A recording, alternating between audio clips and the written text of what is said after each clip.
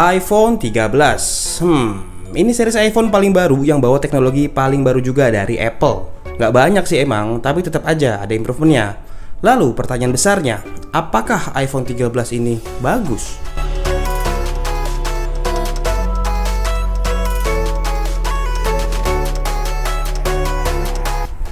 Oke, balik lagi di Gadgetainment sama gua Divi. Dan ini adalah video impresi gua tentang smartphone yang ada di tangan gua ini, iPhone 13. Jadi gua dapat handphone ini dipinjemin dari Tokopedia. Lebih tepatnya Tokopedia itu minjemin ke Wisnu dan gua minjem dari Wisnu. Jadi Tokopedia itu tempat gua sama Wisnu kadang-kadang beli produk-produk Apple yang kalau keluar duluan pengen cepet-cepetan, jadi belinya di sana. Dan gua akan nyoba sendiri produk ini apakah bagus dari first impression gue sebagai user non Apple, karena gue pakai Apple itu udah lama banget, terakhir tuh iPhone 8 kalau nggak salah, dan sekarang gue pakai iPhone 13. Dan seperti biasa, impresi paling basic yang bisa langsung dirasain ini adalah bagian desainnya. Desain ini masih bawa bahasa desain dari seri iPhone 12 sih, masih sebahasa lah. Frame smartphone ini bentuknya ngotak, terus housing kamera ini juga bentuknya sama. Ya agak beda dikit sih di penempatan kamera belakangnya ini. Di HP ini layout kameranya sedikit pindah dari yang tadinya lurus jadi diagonal. Sungguh improvement yang sangat luar biasa banget improvementnya. Ini bukan sarkas loh. Perkara pindah kamera diagonal gini sebenarnya Apple juga pasti udah mikirin fungsinya apa. Jadi nanti akan sama-sama kita bahas di belakang. Karena ada alasannya kenapa kameranya ditaruh diagonal kayak begini. Untuk warna yang gue pegang ini warnanya agak ngepink gitu nih. Ini dilapis finishing bahan glass. Ini kaca ya. Terus make sure juga hati-hati kalau misalnya pakai handphone ini tanpa case. Kalau amit-amit jatuh nih, minimal bisa retak lah. Dan sekelilingnya ini ya seperti biasa iPhone lah, nggak ada bedanya. Terus kalau misalkan kita lihat bagian depannya ya, bagian si notch-nya ini kayak gini, ini sekilas sama aja kayak iPhone seperti biasa. Padahal ini ada bedanya. Notch-nya di sini tuh jadi lebih kecil, kurang lebih 20% lah. Jadi notch-nya tuh lebih ngesring gitu, tuh lebih ciut 20%. Kalau misalkan di side by sidein sama iPhone yang lama pasti akan kelihatan dan akan berasa bedanya. Tapi ya alasannya apa gue nggak tahu, apakah sekedar estetik aja atau malah Apple merencanakan sesuatu gitu, kenapa dibikin kecil gini. Lanjut impresi kedua ini dari bagian layarnya nih, dan pas layarnya nyalain sekali lagi ya sama aja kayak iPhone seri sebelumnya. Tapi sebenarnya ada bedanya. Teknologi layarnya masih sama sih, pakai Super Retina HDR OLED. Tapi refresh rate layarnya ini sekarang udah sampai 120 Hz. Dapat dipastikan juga respon sentuhannya ini bagus banget. Dan setelah gue lihat versi iOS-nya, ini out of the box, begitu dibuka langsung dapat iOS 15. Jadi nggak perlu dinaikin lagi, udah iOS 15. Dan ini sebenarnya gue pakai ini tuh agak bingung sih, karena gue terakhir pakai tuh iPhone 8. Pernah sih nyobain iPhone XR juga sama iPhone 11, tapi itu punya istri. Gue nggak pakai iPhone sebenarnya, dan sekarang di tangan gue ada iPhone lagi, gue cukup emes gitu. Jadi ada rasa pengen sebenarnya, tapi masih ragu apakah harus gue pindah ke iPhone lagi. Karena sebenarnya untuk user Android sendiri pun gue kadang suka pindah-pindahin data kan ke laptop, dan buat gue iPhone itu agak sedikit lebih ribet ngisi kalau buat gue pribadi ya, makanya gue pakai Android. Tapi gue rada tergoda juga nih untuk pakai lagi. Dan untuk segi prosesor, handphone ini pakai chipset Apple A15 Bionic yang udah pasti kenceng nih. Gue ulang, udah pasti kenceng. Gak perlu lagi tuh dites pakai game Genshin Impact atau apalah itu gamenya. Kayaknya semua game juga bisa dilahap pakai prosesor ini. Tapi menurut gue pribadi, ngegame di iPhone itu gimana ya? Emang sih dipakai banyak pro player, tapi kalau buat gue pribadi rasanya kalau misalkan ngegame di iPhone itu agak sayang baterainya gitu. Ini di iPhone 13 maksudnya. Karena kan cycling baterai di iPhone itu lebih cepet kan. Rata-rata orang mau beli juga kalau misalkan beli second diperhatiin adalah BH-nya. Baterai health-nya maksudnya, baterai health. Dan kalau misalkan di iPhone tuh lebih cepet ngedrainnya dibanding di Android. Walaupun di Android juga sebenarnya ada sih penurunan performanya juga. Tapi entah kenapa kalau misalkan di iPhone itu agak sayang gitu. Biar harga jualnya mungkin nggak anjlok-anjlok amat lah kalau misalkan baterai health-nya itu masih tinggi. Anyway, tadi sempat gue singgung juga masalah baterai untuk iPhone 13 ini. Ini katanya sih punya daya tahan yang lebih baik dari pendahulunya, si iPhone 12. Klaimnya sih bisa bertahan sampai seharian.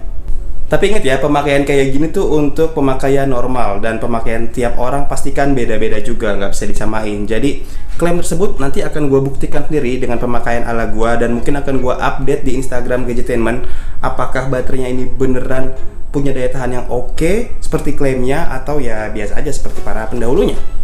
Dan improvement yang paling wow menurut gua justru datang dari segi kameranya. Ya, kamera yang katanya dihujat banyak orang yang seolah cuman pindah posisi doang, padahal Apple memikirkan banget loh kenapa ini dirubah dari lurus jadi diagonal. Karena biar bisa menghasilkan sesuatu yang lebih bagus di iPhone 13 ini.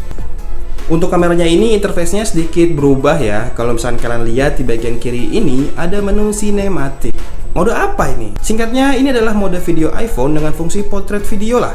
Anak-anak Android sih pasti nggak asing dengan fitur ini ya. Udah banyak soal yang dipakai. Tapi untuk fitur iPhone, ini terasa spesial.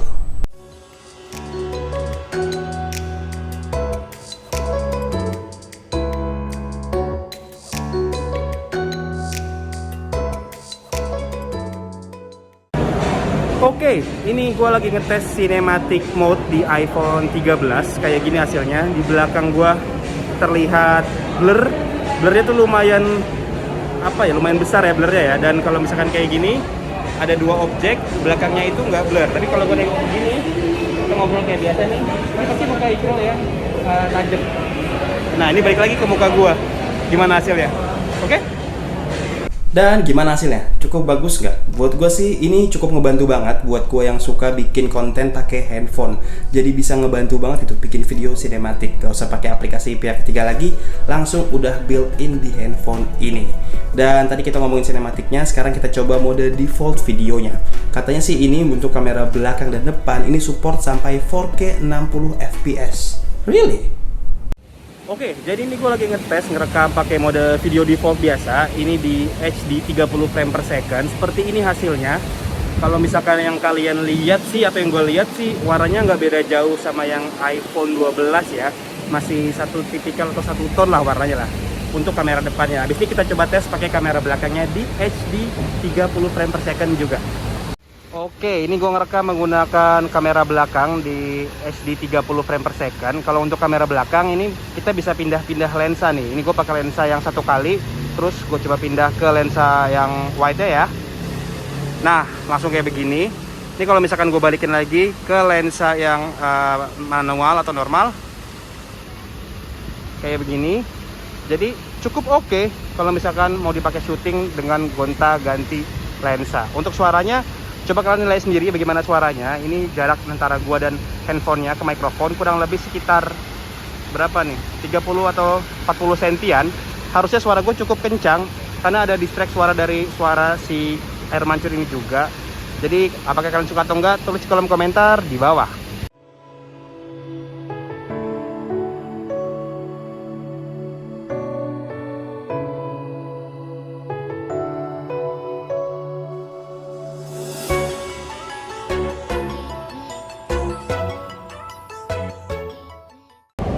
Dan sebenarnya kalau misalkan handphone ini dipakai ngevlog sambil jalan, ini juga masih enak dan stabil banget, karena entah kenapa si sistem stabilisasinya ini bekerja dengan oke menurut gue sih. Ini gue pegang dengan satu tangan aja, tangan gue yang ini, dan ya seperti ini, seperti yang kalian lihat, gambarnya oke, dan suaranya menurut gue juga cukup oke.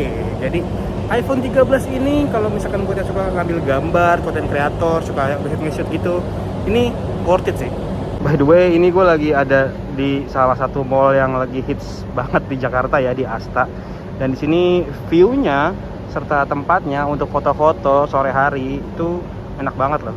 Tuh kan, di sebelah sana aja ada yang foto rame-rame, di bawah ada outdoor-nya yang kebuka, di sebelah sana juga ada lagi yang foto-foto. Oke banget loh. Nah, kalau ini gue ngerekam menggunakan 4K 30 fps kayak gini penangkapannya. Gua rasa juga suaranya nggak beda jauh ya. Gue masih sama Ikro juga ada di belakang. Dan hasilnya kayaknya nggak terlalu nge-crop dari kamera yang utamanya deh, si 4K-nya ini, which is good. Jadi nggak terlalu dibikin lebih dekat. Kita bisa nge-vlog dengan tangan standar kayak begini aja. Dan hasil suaranya juga kayaknya nggak bakal jauh beda sama hasil yang tadi di HD 30 fps. Sekarang kalau penasaran kita coba di kamera belakangnya. Oke, ini gue nge-shoot pakai kamera belakang ya di HD 30 frame per second. HD-nya Apple tuh sama aja kayak Full HD ya. Ini bener pakai kamera belakang nih, ada ikro di belakang juga. Dan untuk hasilnya kayak gimana? Ini cukup impresif sih sebenarnya warnanya sih. Ini juga bisa ganti lensa. Ini pakai lensa 1 kali. Kita coba pindah ke lensa yang wide-nya ya. Nah, ini pakai lensa yang wide-nya, coverage-nya langsung jauh lebih luas. Dynamic range-nya oke banget, fokusnya juga oke banget. Kita balikin lagi ke lensa yang biasa. Nah, kurang lebih kayak gitu sih hasil dari perekaman kamera belakang si iPhone 13 ini. Untuk suaranya, kalian bisa lihat sendiri, gua nggak terlalu jauh dari handphonenya, kurang lebih sekitar 30 sentian aja. Gimana hasil suaranya? Tulis di kolom komentar di bawah. Untuk kamera fotonya hasilnya as always selalu memuaskan lah ya. Foto di dalam ruangan dan di luar ruangan atau bahkan malam sekalipun bisa disikat dengan mudahnya.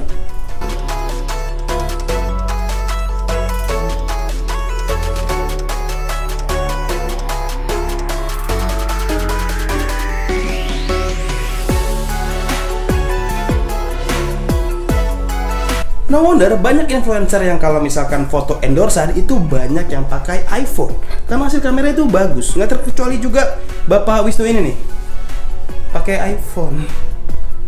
iPhone-nya mana? iPhone Kan bawa pakai syuting. ini kan pinjaman yang lama iPhone-nya. Apa? Buat konten, cepetan iPhone-nya mana? iPhone. Nah, terbalik juga dong. Suka komedi sekali Bapak ini. Ya, Bapak Wisnu juga pakai iPhone untuk foto endorsan, tapi lagi megang Galaxy Z Fold 3.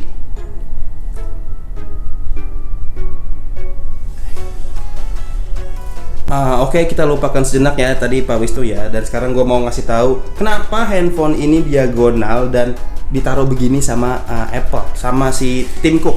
Kenapa Tim Cook memasak ini jadi diagonal? Based on artikel yang gue baca sih, Apple ternyata sengaja ngedesain kameranya diagonal karena ada 2 faktor.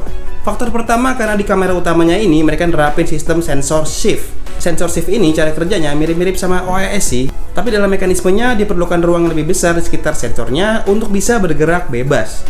Dan kalau misalkan tetap ditaruh vertikal atas bawah, sensor shiftnya ini kerjanya jadi nggak maksimal, makanya ditaruhnya miring begini. Dan untuk alasan yang kedua, ini mengejutkan banget buat gue karena surprisingly Apple terang-terangan kalau bilang kenapa ditaruh diagonal ini karena strategi penasaran. Strategi pemasaran. Ya, pemasaran semata aja kenapa dibikin miring gini, karena biar estetika dan jadi beda aja gitu. Mereka punya teknologi yang lebih baru di iPhone 13, dibikin sedikit lebih miring. Jadi dengan harapan orang-orang tuh ingetnya kalau misalkan kamera miring gini, ya udah ini branding iPhone 13 gitu.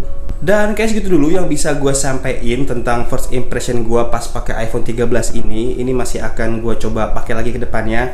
Siapa tahu gue menemukan hal-hal baru yang bisa gue ulik lebih lanjut. Mungkin nanti akan dikeluarin di versi video reviewnya gitu. Jadi jangan lupa juga biar nggak ketinggalan video dari Gadgetainment, subscribe, like, share ke teman-teman kalian. Bilang kalau Gadgetainment bikin video baru. Dan akhirnya kita cabut. Sampai ketemu di video berikutnya.